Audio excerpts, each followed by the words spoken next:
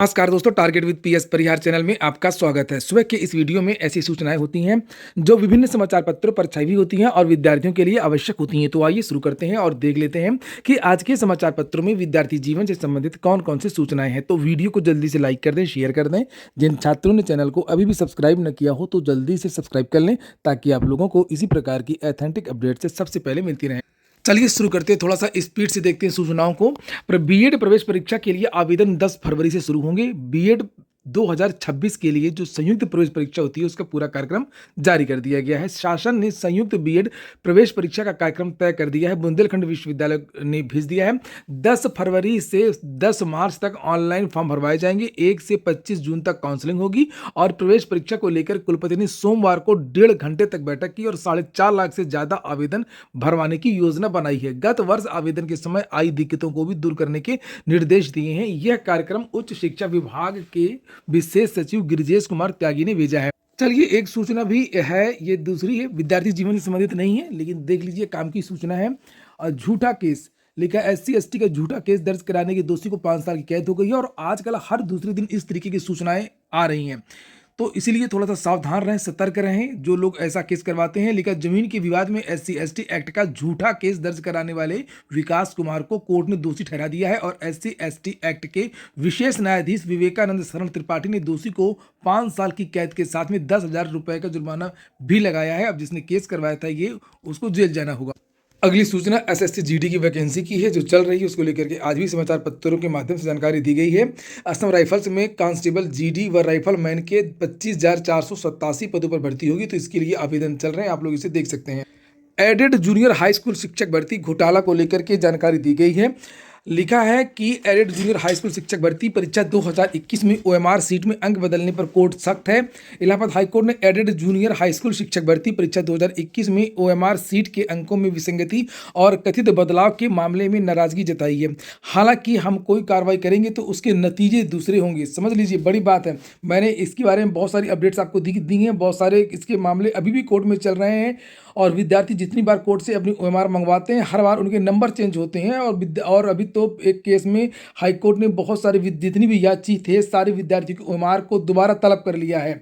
और एक दूसरा मामला है प्रीति पांडे नाम था शायद, जिस छात्रा के नंबर बदल दिए गए थे, उसके 120 नंबर थे, उसको पास होना चाहिए था और उसको 119 नंबर दे करके उसको फेल कर दिया गया। और ये खुलासा भी हुआ था, मैंने वो OMR भी आपको दिखाई थी जो कोर्ट में लगाई गई है। तो यहाँ पर कोर्ट ने इसीलिए ये लिखा हुआ है कि यह आदेश न्यायमूर्ति विवेक शरण, न्यायमूर्ति सौमित्र दयाल सिंह की खंडपीठ ने प्रीति पांडे की याचिका पर दिया है। कोर्ट ने कहा है कि सचिव की ओर से 26 जून 2025 को भेजे गए निर्देश में अभ्यर्थी प्रीति पांडे को पहले पेपर में 97, दूसरे में 23 अंक दिए गए हैं। वहीं 12 नवंबर 2025 को भेजे गए नए निर्देश में पहले पेपर के अंक समान है और दूसरे में 23 से घटा करके 22 दे दिए गए हैं। जो दूसरा वाला जो पेपर था, देखिए यहाँ पर ये 23 दे दिए गए हैं। साथ ही प्रश्न संख्या 47 के उत्तर पर पहले निर्देश में अभ्यर्थी को पूरे अंक दिए गए हैं, जबकि दूसरी बार उसी उत्तर पर 0 अंक दिए गए हैं। कोर्ट में पेश की गई OMR शीट की फोटोकॉपी हाथ से लिखे अंकों वाली थी, जिस पर मूल्यांकनकर्ता के हस्ताक्षर भी नहीं थे। और मेरे पास है इस छात्र की OMR शीट और कोर्ट ने पूछा कि OMR शीट की फोटोकॉपी पर नई मार्किंग क्यों की गई है और किसके आदेश पर ऐसा हुआ है। कोर्ट ने सचिव परीक्षा नियामक प्राधिकारी को अगली सुनवाई पर 11 दिसंबर तक पूरा स्पष्टीकरण हलफनामे के साथ देने का निर्देश दिया है। तो बहुत बड़ा घोटाला हुआ है और इस पर युवा मंच ने तीखी प्रतिक्रिया व्यक्त की। ये देख सकते हैं आप लोग, ये प्रीति पांडे की OMR है जो मैं आपको यहाँ पर दिखा रहा हूँ। और इस प्रीति पांडे के बारे में बता दूँ कि ये बेचारी दिव्यांग भी है, श्रवण हास भी है और इसका मुकदमा लड़ते लड़ते इनके जो पति हैं वो एक्सपायर भी हो गए हैं। ये देखिए, युवा मंच की तरफ से ये प्रेस विज्ञप्ति जारी की गई है और ये कहा गया युवा मंच की तरफ से कि अनिल भूषण चतुर्वेदी ने जितनी परीक्षाएं कराई हैं सारी परीक्षाओं में घोटाला किया है।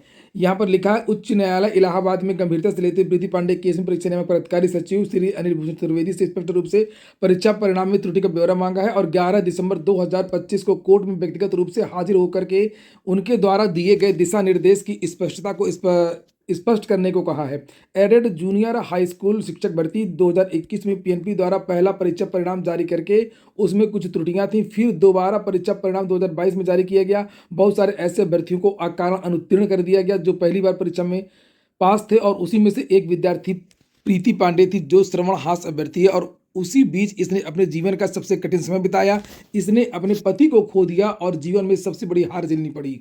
मुकदमा चलता ही रहा, न्याय अभी तक नहीं मिल पाया। माननीय उच्च न्यायालय ने पारदर्शिता से याची प्रीति पांडे के इस केस को देखा और याची को न्याय की उम्मीद जगी। जब पहली बार परीक्षा नियामक प्राधिकारी कार्यालय से दिशा निर्देश माननीय उच्च न्यायालय इलाहाबाद द्वारा मांगा गया तो उसमें आयोग का भ्रष्टाचार साफ रूप से सम्मानीय कोर्ट के समक्ष पेश हो गया, जिसको देखते हुए माननीय उच्च न्यायालय ने आयोग को गंभीरता से स्पष्टीकरण के लिए दोबारा मौका दिया है।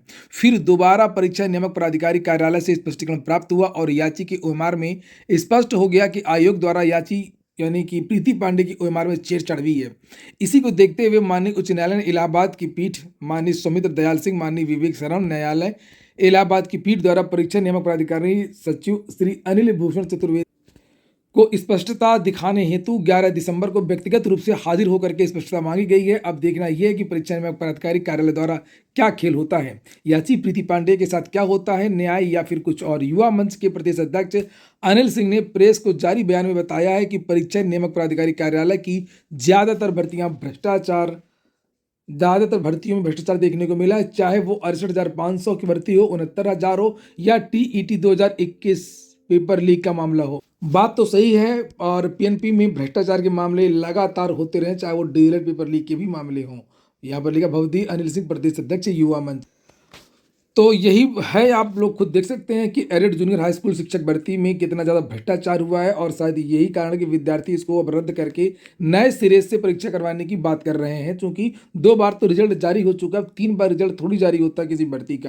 अगली सूचना है बीपीएससी टीआरई 4 शिक्षक बहाली की प्रक्रिया तेज।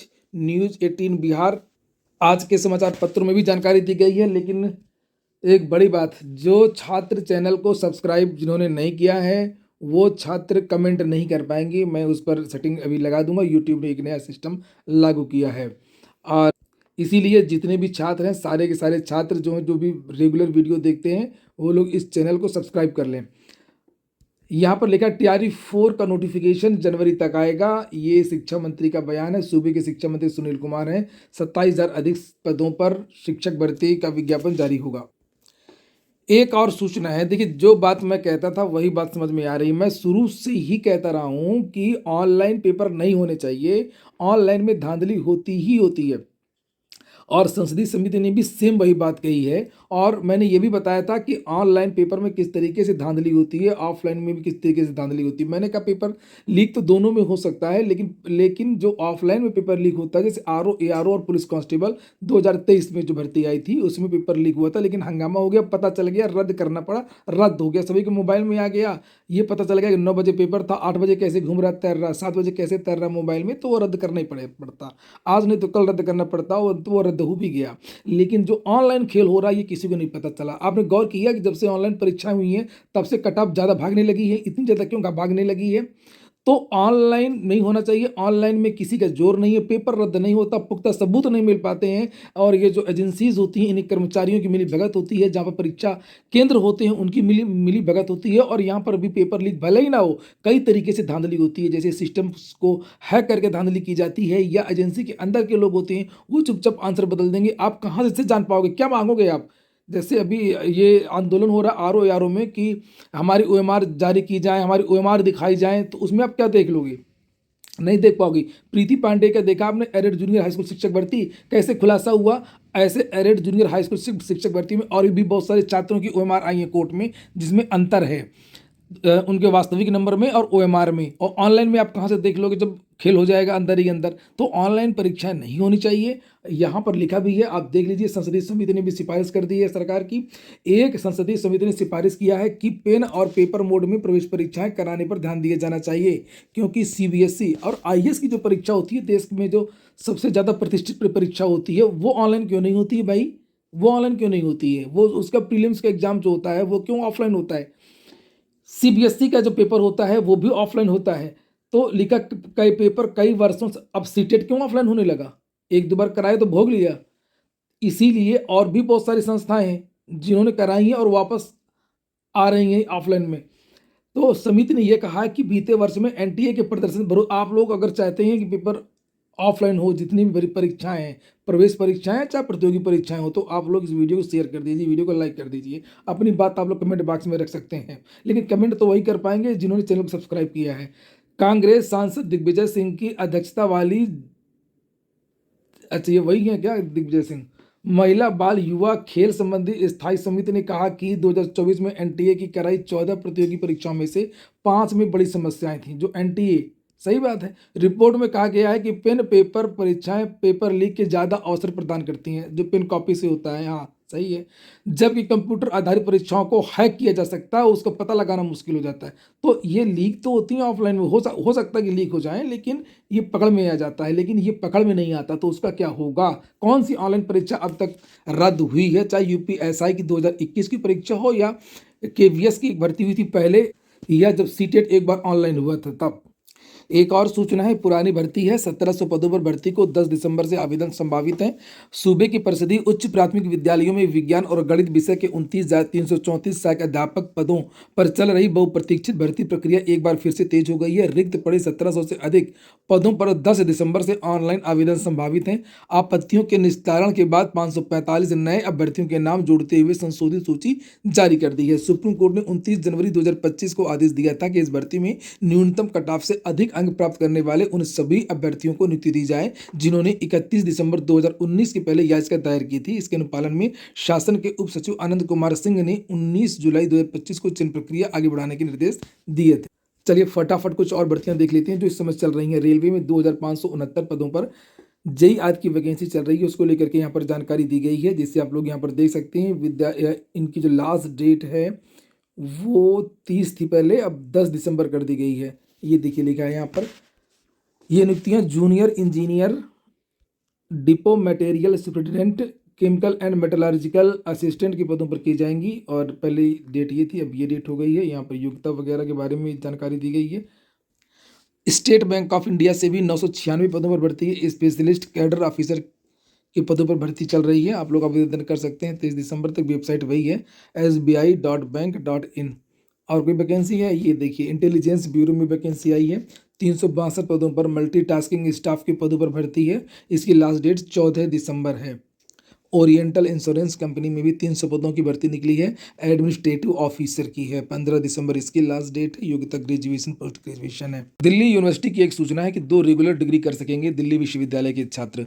तो अभी यूजीसी ने एक नई गाइडलाइन जारी की है कि 2 रेगुलर कोर्स भी कर सकते हैं। पहले क्या था कि एक रेगुलर कोर्स और एक आप लोग डिस्टेंस लर्निंग से या ऑनलाइन या पत्राचार से कर सकते थे प्राइवेट के रूप में, लेकिन यूजीसी ने एक नई गाइडलाइन जारी की है कि अब आप 2 रेगुलर कोर्स कर सकते हैं, लेकिन उसमें भी कुछ चीज़ें हैं कि कौन से कोर्स नहीं कर सकते हैं, जैसे पीएचडी वगैरह अलग अलग सब्जेक्ट की ये नहीं कर सकते, ऐसी बहुत सारी चीज़ें हैं। इसके अलावा इनकी टाइमिंग अलग होनी चाहिए। तो वो बेहतर ये होगा अगर जो लोग एक ही साल में करना चाहते हैं कि हमको एक ही साल में 2 रेगुलर कोर्स करना है, तो वो उसी विश्वविद्यालय से करें और वहाँ पर पूछ लें कि हम एक साथ 2 डिग्री करना चाहते हैं, तो उनकी आपके यहाँ ऐसा कौन सा कॉम्बिनेशन है। तो उनके पास एक कॉम्बिनेशन होता है कि आप लोग इस सब्जेक्ट को अलग अलग कर सकते हैं, इस सत्र में, इसको इस टाइम में। दोनों का टाइम अलग अलग होता है, दोनों की चीज़ें अलग अलग होती हैं। तो उसमें दिल्ली विश्वविद्यालय ने इसको लेकर के अपना कार्यक्रम जारी कर दिया है कि कौन कौन से कोर्स इनके यहाँ से आप लोग रेगुलर कर सकते हैं 2 एक ही सत्र में। तो अगर आपको करना है तो आप लोग पहले पता कर लीजिए किसी विश्वविद्यालय से कि आपके यहाँ पर 2 कोर्स, हम कौन कौन से कोर्स कर सकते हैं, पूछ लीजिएगा हम कौन कौन से कोर्स कर सकते हैं तो बता देंगे। लेकिन दिल्ली विश्वविद्यालय ने अपनी दोहरी डिग्री संबंधी नीति में महत्वपूर्ण बदलाव करते हुए छात्रों को अत्यधिक लचीलेपन का अवसर प्रदान किया है और विश्वविद्यालय की नई व्यवस्था के तहत अब छात्र नियमित फुल टाइम स्नातक और स्नातकोत्तर पाठ्यक्रम के साथ साथ में पार्ट टाइम मोड में दूसरी डिग्री भी हासिल कर सकेंगे। यह बदलाव उन छात्रों के लिए उपयोगी साबित होने वाला है जो एक ही साथ 2 अलग अलग विषयों की विशेषज्ञता प्राप्त करना चाहते हैं, परंतु वो पहले यह सुविधा डिस्टेंस लर्निंग तक ही सीमित थी। दूरस्थ में पहले की व्यवस्था में कोई छात्र विश्वविद्यालय में नियमित कोर्स कर रहा था तो कोई दूसरी डिग्री केवल दूरस्थ शिक्षा पद्धति के तहत की जा सकती थी, लेकिन इस नीति में इस प्रतिबंध को समाप्त करके नया अवसर उपलब्ध कराया। ये हो गया आज का वीडियो आपको अच्छा लगा हो, कोई काम का हो तो लाइक अवश्य कर दें, और इसी तरीके की कोई क्वेरी हो तो आप लोग कमेंट बॉक्स में कमेंट करके मुझसे पूछ भी सकते हैं। फिर से बताऊंगा, कमेंट वही कर पाएंगे जिन्होंने चैनल को सब्सक्राइब किया है।